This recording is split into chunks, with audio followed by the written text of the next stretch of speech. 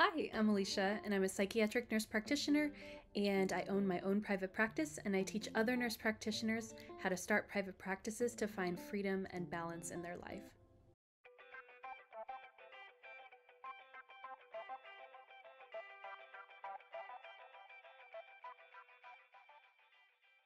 So this video is going to be a guide on the transition from being an NP to a CEO.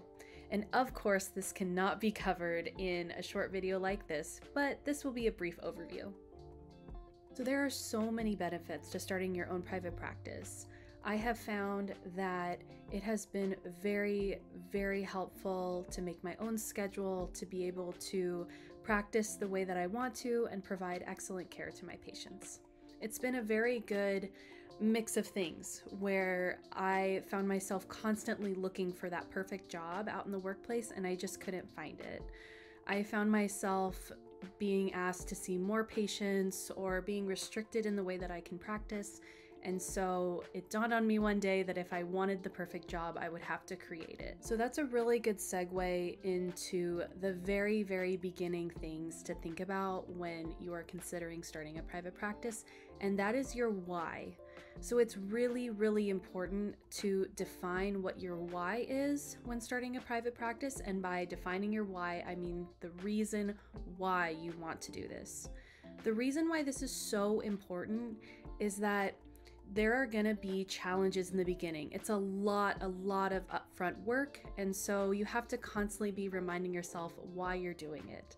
So for you, it might be more time with your family, which comes as a result of having more control over your schedule. You may also want to provide more specialized care and provide care in the way that you want to. And so all of these can be your reasons why. There's usually several. And so I want you to really hold that in your transition to starting your private practice so that it will carry you through those tough times. So I'm going to go through with you 5 steps that are going to help you in that transition from being an NP working for someone else to a CEO. So number 1, it's going to be choosing your specialization. And this serves a couple things. So number 1, it's going to be very, very helpful when you start to market your practice because you can communicate clearly who you serve and what you do for them. And number 2, it's going to help you work with more patients that you enjoy working with. And you may think, I'm not specialized in anything. And honestly, when I mentor nurse practitioners in starting private practices, this is a very, very common thing that I hear.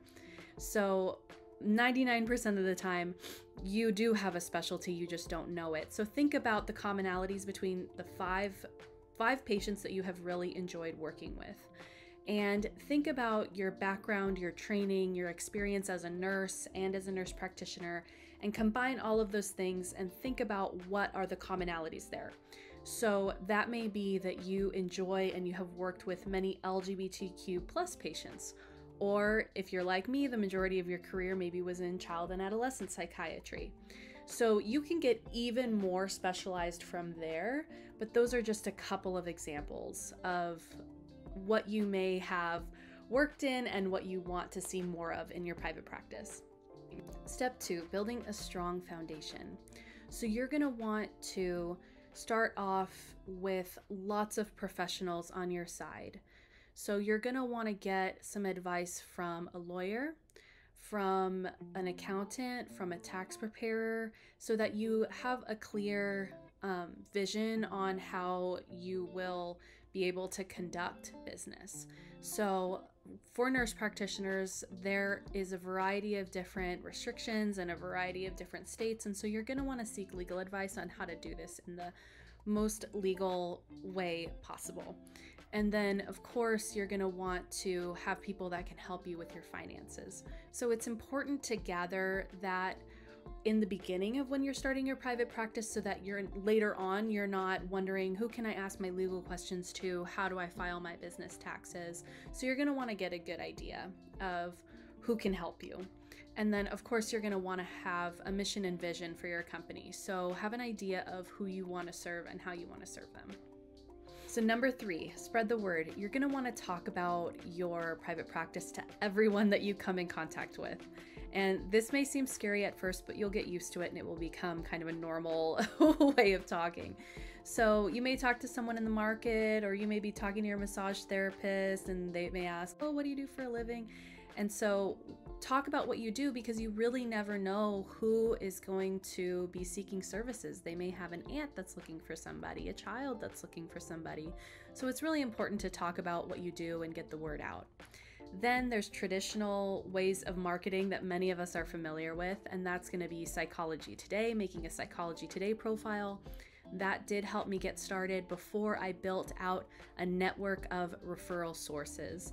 And building out a network of referral sources can be so valuable because they can provide that word of mouth that people are usually looking for. Everyone wants to seek a professional that has a good review from someone else.